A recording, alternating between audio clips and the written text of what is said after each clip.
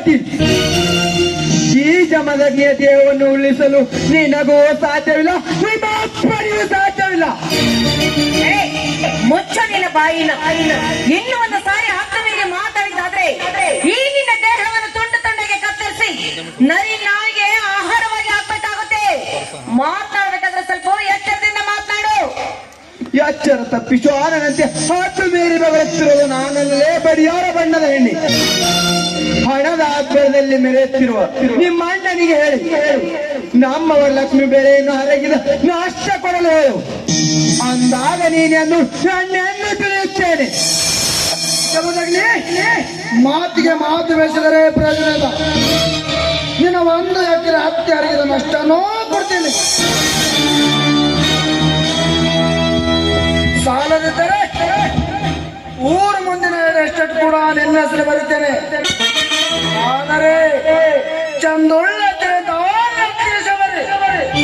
ಒಂದೇ ಒಂದು ಸಲ ನನಗೆ ಸೂಳ ಸುಖ ಕೊಡಬೇಕು.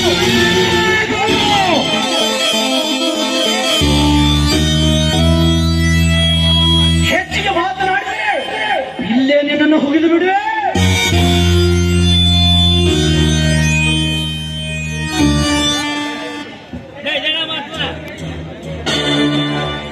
ಆಯ್ತು ಗೌಡ, ನೀನು ಹೇಳಿದಂತೆ ನಾನು ಕೇಳುತ್ತೇನೆ.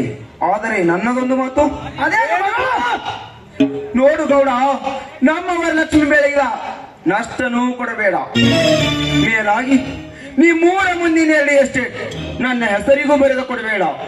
ನನ್ನ ಅತ್ತಿಗೆ ಶಬರಿ ನಿನ್ನ ಸೂಳಿಗಿದ್ದು ಬಿಡಲಿ. ಆದರೆ ಚಂದುಳ್ಳ ಚೆಲುವೆ ಆದ ನಿನ್ನ ತಂಗಿ ರೇಣುಕ ನನ್ನ ಸೂಳಿಯಾಗಿದ್ದು ಬಿಡಲಿ.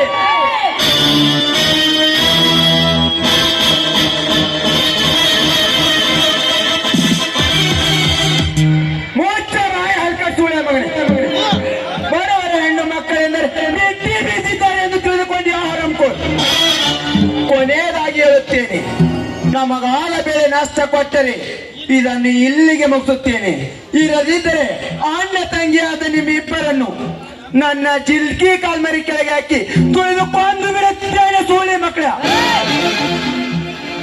ಸಾಕ್ ಮಾಡುವ. ನಮ್ಮಣ್ಣ ನಾವಂದ್ರೆ ನಿನ್ನ ಕಣ್ಣಾಗ ಇರ್ಬಿ ಕಣ್ಣಂಗ್ ಕಾಣಾಕತ್ತೀವಿ. ಕಾಲಾಗ ಬಸ್ತಾನಂತ ಕಾಲಾಗ ನಮ್ಮನೆಗೆ ಬಂದ ತುತ್ತು ಕೂಳಿಗಾಗಿ ಬದುಕುವ ನಾಯಿ ನೀನು. ನಮ್ಮಣ್ಣನಿಗೆ ನಾನು ಬುದ್ಧಿ ಹೇಳಿ ನಿನಗೆ ಬೆಳೆಗಾದ ನಷ್ಟದ ಬಗ್ಗೆ ಹೇಳಿಸ್ಕೊಡ್ತೀನಿ. ನಮ್ಮಣ್ಣನಿಗೆ ನಾ ಕೊಡಿಸ್ಲಿಲ್ಲ ಅಂತ ಏನೋ ಮಾಡ್ತೀಯಾ? ಏನ್ ಮಾಡ್ತೀಯಾ? ನಿಮ್ಮಿಬ್ಬರನ್ನು ಕುತ್ತಿಗೆ ಹಚ್ಚಕ್ಕೆ ಕೊಂದು ಬಿಡುತ್ತೀನಿ ಸೂಳೆ ಮಕ್ಕಳ.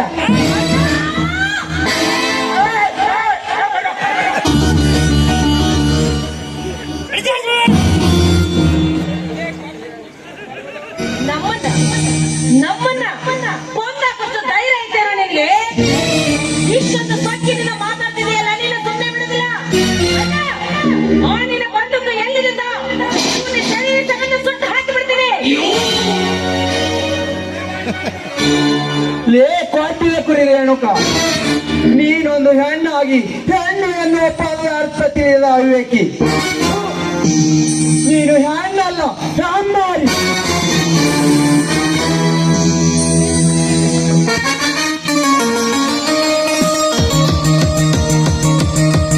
ಲೇ ಮಗನೇ ಗೌಡ ಪಾಟೀಲ್, ನೀವು ನಮ್ಮವರ ಲಕ್ಷ್ಮಿ ಬೆಳೆಯನ್ನು ಹರಿಗಿದ ಸೇಡಿನ ಪ್ರತೀಕಾರವಾಗಿ ನಿನ್ನ ತಂಗಿ ಆದರೆ ಏನೋ ಕಾಳತನಲ್ಲಿ ಕಟ್ಟಿಸಿರುವ ಕೋಟ್ಯಾಂತರ ಬೆಲೆಯುವ ಬಾಳೆಯ ಎಸ್ಟೇಟನ್ನು ನಾಳೆ ದಿನವೇ JCB ತರಿಸಿ ಬುಡ ಸಮೇತ ನೆಲಸಮ ಮಾಡುತ್ತೇನೆ. ನಿಮ್ಮಿಬ್ಬರಲ್ಲಿ ಗಂಡಸ್ಥಾನ ಬೇರಿದ್ದರೆ ಬಂದು ತಡೆಯರಿ.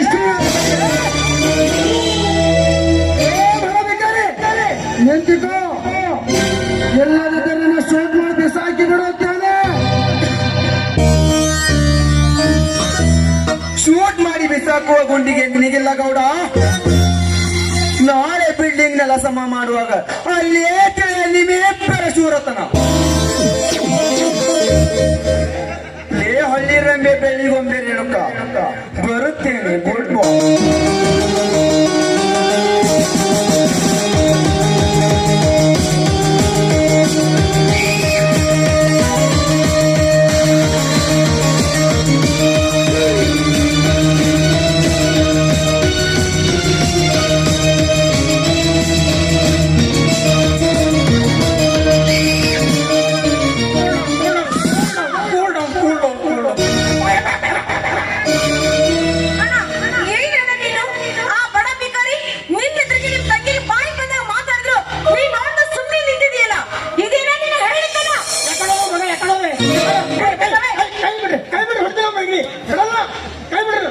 ಇಲ್ಲಿ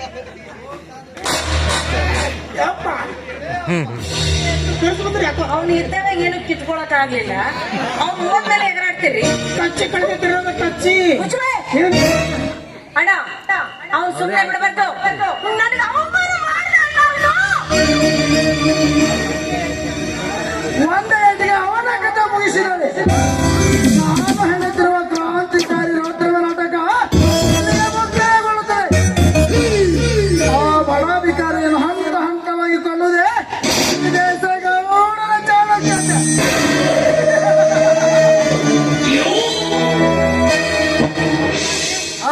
ಬಬಲಾದಿ ಅಪ್ಪಣೆ. ಆ ಜಮದಗ್ನಿಯನ್ನು ಚಟ್ಟ ಕಟ್ಟಿ ಸುಡುಗಾಡಕ್ಕೆ ಸೇರಿಸಲು ಆ ಮಗನೇ ನೀನೇ ಹಾಕು ಒಂದು ಪ್ಲಾನ್ ಪಾರ್ಟಿ ಹೊಳ್ಳ ಕಡೆ